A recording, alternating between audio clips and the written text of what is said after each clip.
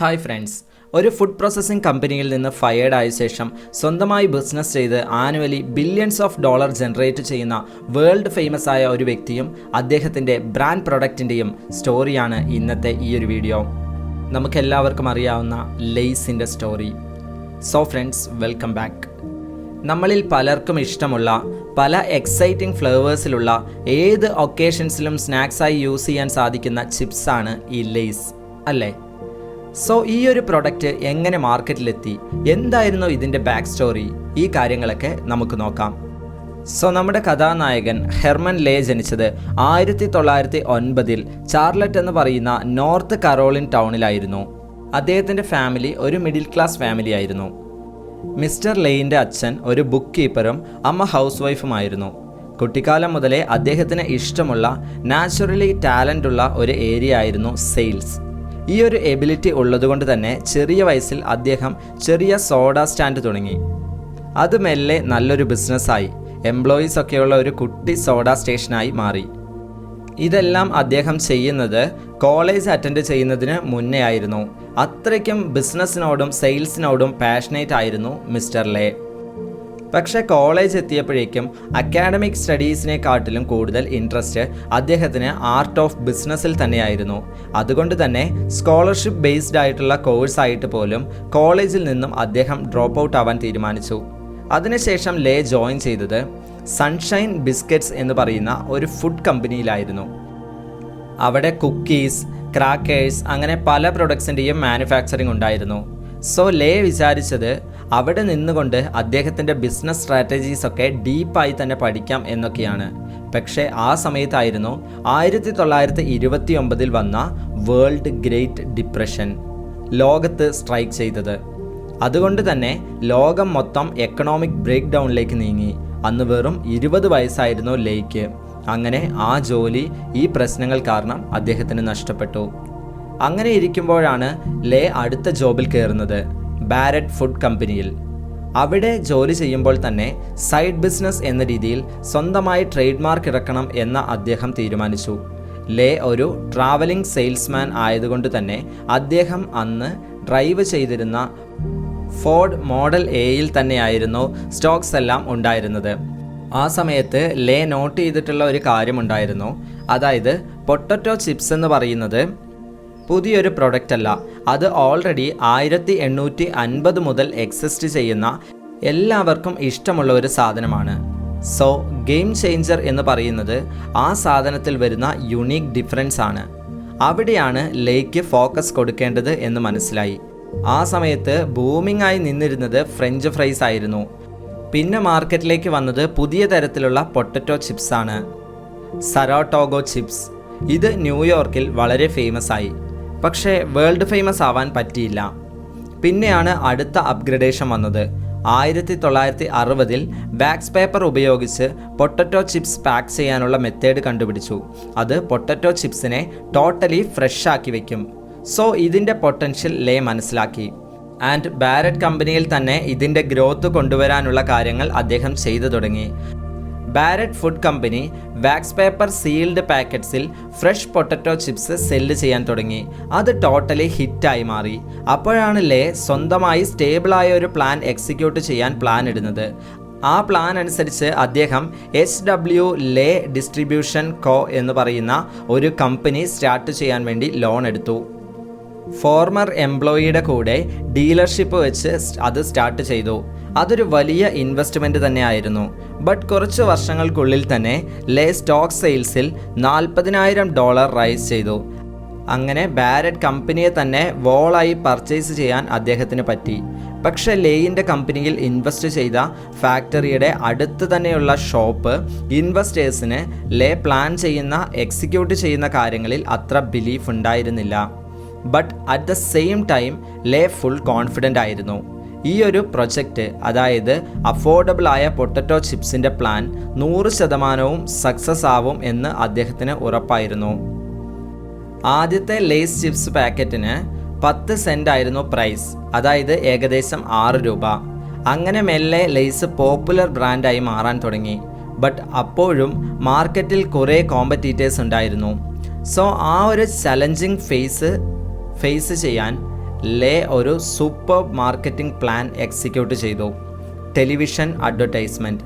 Lace ആയിരുന്നു ടെലിവിഷനിൽ വന്ന ആദ്യത്തെ ഫുഡ് പ്രൊഡക്റ്റ് അഡ്വർടൈസ്മെൻറ്റ്. ഇത് നടന്നത് 1944 സമയത്താണ്. അപ്പോൾ മുതൽ അഡ്വർടൈസിംഗ് സ്റ്റൈൽ, അതിൽ യൂസ് ചെയ്ത ആക്ടർ, അതെല്ലാം കൺസിസ്റ്റൻ്റ് ആയിട്ട് തന്നെ അവർ അപ്ഗ്രേഡ് ചെയ്തുകൊണ്ടിരുന്നു. ആ ഒരു മാർക്കറ്റിംഗ് സ്ട്രാറ്റജി അവർക്ക് വീണ്ടും വീണ്ടും ഗ്രോത്ത് കൊണ്ടുവരാൻ തുടങ്ങി. മാർക്കറ്റിംഗ് പ്ലാൻ ഒരു സൈഡിൽ അപ്ഗ്രേഡ് ചെയ്യുന്ന ഒപ്പം തന്നെ പാരലലി പ്രൊഡക്റ്റ് ക്വാളിറ്റിയും ഇംപ്രൂവ് ചെയ്തു. പാക്കറ്റിൻ്റെ ഉള്ളിൽ ബ്രേക്ക് വരാതിരിക്കാൻ അങ്ങനെയുള്ള പൊട്ടറ്റോ ഷേപ്പേഴ്സ് അവർ യൂസ് ചെയ്തു. ബട്ട് 1950s മറ്റു കോമ്പറ്റീറ്റേഴ്സിനെ ഹെവിയായി ചലഞ്ച് ചെയ്യുന്ന മാർക്കറ്റിംഗ് ടൂളായിരുന്നു ലെയ്സ് കൊണ്ടുവന്നത്. അത് ലെയ്സ് പ്രൊഡക്റ്റിനെ ഗ്ലോബലി അപ്ലിഫ്റ്റ് ചെയ്ത ഒന്നാണ്. ചിപ്സിൽ ഫ്ലേവേഴ്സ് ആഡ് ചെയ്യുന്ന ടൂൾ, സീസണിംഗ് ടെക്നിക്സ്. ടാറ്റോ എന്ന് പറയുന്ന ഐറിഷ് പൊട്ടറ്റോ ചിപ്സിൻ്റെ owner Joe Spud Murphy develop ചെയ്ത കുക്കിംഗ് ടെക്നിക്കിൻ്റെ പാറ്റൻ്റ് റൈറ്റ് കിട്ടാൻ വേണ്ടിയുള്ള പ്രൊഡ്യൂസേഴ്സ്. ഈ രീതിയിലൊക്കെ ലേ വർക്ക് ചെയ്യാൻ തുടങ്ങി. ബിക്കോസ് ആ ചിപ്സിൻ്റെ കുക്കിംഗ് പ്രോസസ്സിൽ തന്നെ സീസണിങ് ഫ്ലേവേഴ്സ് ആഡ് ചെയ്യുന്നുണ്ടായിരുന്നു. അതൊരു യുണീക്കായ ടേസ്റ്റ് മേക്കർ ആണെന്ന് ലേ മനസ്സിലാക്കി. സോ ലെയ്സിനെ അപ്ഗ്രേഡ് ചെയ്യാനുള്ള അടുത്ത സ്റ്റെപ്പായിട്ട് അവർ സീസണിങ് ആണ് സെലക്ട് ചെയ്തത്. സോ അങ്ങനെ ഫസ്റ്റ് ഇറക്കിയ 2 ഫ്ലേവേഴ്സ് ആയിരുന്നു Chinese onion and salt and vinegar Lay's. Seasoning ചെയ്യാനുള്ള റൈറ്റ് കിട്ടിയതിന് ശേഷം ഈ പ്രൊഡക്ട്സിൻ്റെ സ്വന്തമായ പല ഫ്ലേവേഴ്സും അവർ റിലീസ് ചെയ്യാൻ തുടങ്ങി. ചിപ്സ് ആൻഡ് ഫ്ലേവേഴ്സിൻ്റെ പല എക്സ്പെരിമെൻറ്റ്സും അവർ എക്സ്പ്ലോർ ചെയ്യാൻ തുടങ്ങി. ആ ഒരു എക്സ്പെരിമെൻറ്റേഷൻ ആൻഡ് എക്സ്പ്ലോറേഷൻ ആണ് അവരെ മാർക്കറ്റിൽ ടോപ്പ് പൊസിഷനിലേക്ക് എത്തിച്ചതും. ഏർലി 1960s ഹെർമൻ ലേ തന്നെയായിരുന്നു SW ലേ ആൻഡ് കോയിൻ്റെ ഹെഡ്. അപ്പോൾ കമ്പനിയുടെ ആനുവൽ സെയിൽസ് ജനറേഷൻ എന്ന് പറയുന്നത് അപ്രോക്സിമേറ്റ് $45 million ആയിരുന്നു. ലെയ്സ് ഈ ടോപ്പ് റാങ്കിൽ എത്തിയിട്ടും ഇത്രയും വലിയ മാർക്കറ്റിനെ ഡൊമിനേറ്റ് ചെയ്തിട്ടും അത് കോമ്പീറ്റ് ചെയ്യാൻ മാർക്കറ്റിൽ വേറൊരു ഡൊമിനൻ്റ് കോമ്പറ്റീറ്റർ ഉണ്ടായിരുന്നു. And that was Frito company. ഈ ബ്രാൻഡിൻ്റെ ഫൗണ്ടർ CE ഡൂളിന് അവരുടെ ചിപ്സിൻ്റെ റെസിപ്പി സാൻ ആൻ്റോണിയോയിലുള്ള ഒരു ചെറിയ കഫേയിൽ നിന്നാണ് കിട്ടിയത്. സോ അദ്ദേഹം സ്റ്റാർട്ടിങ്ങിൽ സ്വന്തം കിച്ചണിൽ തന്നെയായിരുന്നു ചിപ്സ് ഉണ്ടാക്കിയിരുന്നത്. ലേ ചെയ്തതുപോലെ തന്നെ സ്വന്തം ഫോർഡ് വണ്ടിയിൽ സെയിൽസും നടത്തി. അങ്ങനെ അദ്ദേഹം സ്വന്തം ബ്രാൻഡിനെ ഒരു റീജിയണൽ എംപയർ ആക്കി മാറ്റി. സോ ഹെർമനും ഡൂളിനും 900 മൈൽ ഡിസ്റ്റൻസിൽ ഇരുന്നു കൊണ്ട് അവരുടേതായ എംപയർ ബിൽഡ് ചെയ്തു. പക്ഷേ രണ്ടുപേരും കൊളൈഡ് ആവാൻ പോകുന്ന ഒരു സിറ്റുവേഷൻസിലേക്ക് കാര്യങ്ങളെത്തി. ബട്ട് ഹെർമൻ കോൺഫ്ലിക്റ്റിന് പകരം മെർജിങ് ആയിരുന്നു ഉദ്ദേശിച്ചിരുന്നത്. അങ്ങനെ ഫ്രിട്ടോ ആൻഡ് ലെയ്സ് മെർജായി ഒരു കമ്പനിയായി മാറി, ഫ്രിട്ടോ ലേ. ആ കമ്പനിയുടെ CEO ഹെർമൻ തന്നെയായിരുന്നു. സോ 1961 മെർജായ ഉടനെ തന്നെ ഫ്രിട്ടോ ലേ പല പുതിയ പ്രൊഡക്ട്സും റിലീസ് ചെയ്തു. അതിൽ പലതും ഇപ്പോഴും ഐക്കോണിക് പ്രൊഡക്റ്റാണ്. അതിനുശേഷം ലേ 1965 ബിസിനസ്മാൻ ഡോൺ കെൻഡാൽഡയുടെ കൂടെയും കമ്പനി മെർജ് നടത്തി. ബട്ട് ഈ പ്രാവശ്യം അദ്ദേഹം ഫുഡ് കമ്പനിയല്ല, മറിച്ച് ബിവറേജ് കമ്പനിയുമായാണ് മെർജ് ചെയ്തത്, പെപ്സി, കോളയുടെയൊക്കെ കൂടെ. ഇൻ്റർനാഷണൽ മാർക്കറ്റ് മനസ്സിൽ കണ്ടിട്ടാണ് അദ്ദേഹം ഈ ഒരു പ്രപ്പോസൽ വെച്ചത്. സോ നമ്മുടെ ലേ വെച്ചിട്ടുണ്ടായിരുന്ന ആ ഒരു പ്രപ്പോസൽ അദ്ദേഹത്തിന് ഇംപ്രസീവ് ആൻഡ് പൊട്ടൻഷ്യലായി തോന്നിയത് കൊണ്ട് he accepted it.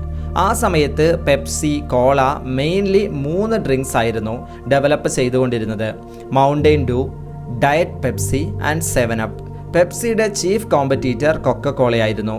So Frito Lay and Pepsi മെർജായതും ഈ കോംബോ 2 കൂട്ടർക്കും ഗ്ലോബലി എക്സ്പാൻഡ് ആവാനും പോപ്പുലർ ആവാനും കാരണമായി. ഇന്ന് ഫ്രിട്ടോ ലേ എന്ന ബ്രാൻഡിന് 50,000 എംപ്ലോയീസ് ഉണ്ട്.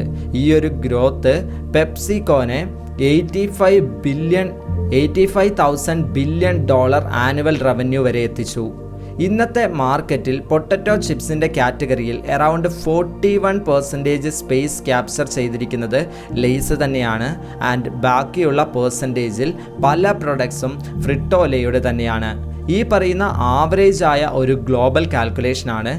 ലെയ്സ് ആൻഡ് മറ്റു ഫ്രിട്ടോ ലേ പ്രൊഡക്ട്സിൻ്റെ മെയിൻ സ്പെഷ്യാലിറ്റി തന്നെ അവരുടെ ചോയ്സ് ഓഫ് ഫ്ലേവേഴ്സ് ആണ്.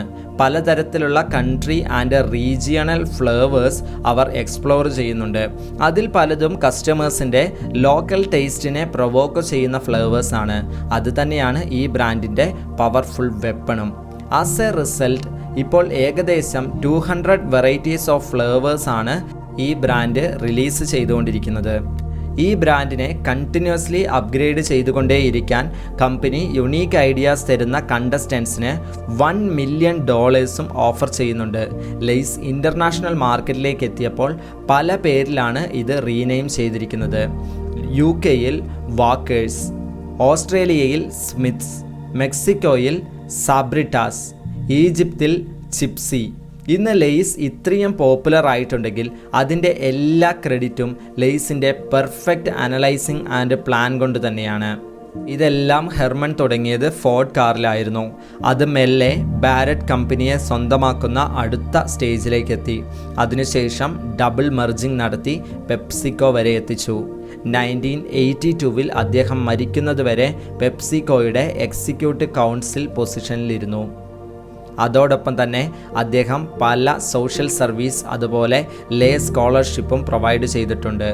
ഓവറോൾ ഹെർമൻ ലേ എന്ന് പറയുന്ന വ്യക്തി അമേരിക്കൻ ഫുഡ് കമ്പനിയുടെ ഒരു മാസ്റ്റർ മൈൻഡായിരുന്നു എന്ന കാര്യത്തിൽ ഒരു സംശയവുമില്ല.